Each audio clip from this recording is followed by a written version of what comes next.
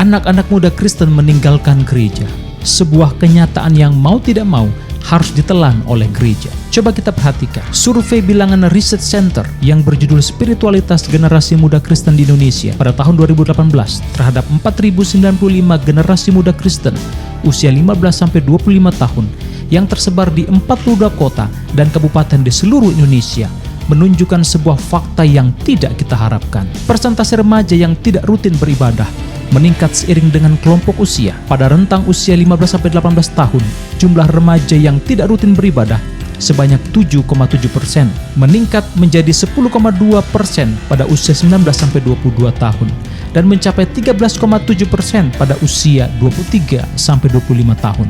Peningkatan terjadi secara konsisten dan bahkan hampir 100% jika dilihat dari rentang usia termuda ke rentang usia terdewasa. Dapat diprediksi akan semakin tinggi persentase pada rentang usia berikutnya. Lalu bagaimana potensi meninggalkan gereja? 1 dari 3 remaja Kristen yang rajin ke gereja berpotensi untuk tidak lagi rutin ke gereja. Bagaimana dengan yang sudah tidak rutin? Apa alasan mereka untuk mulai berhenti datang ke gereja? Sebanyak 28,2% mengatakan bahwa ada banyak kegiatan yang menarik di luar gereja. 21,2% merasa pemimpin atau kepemimpinan gereja buruk.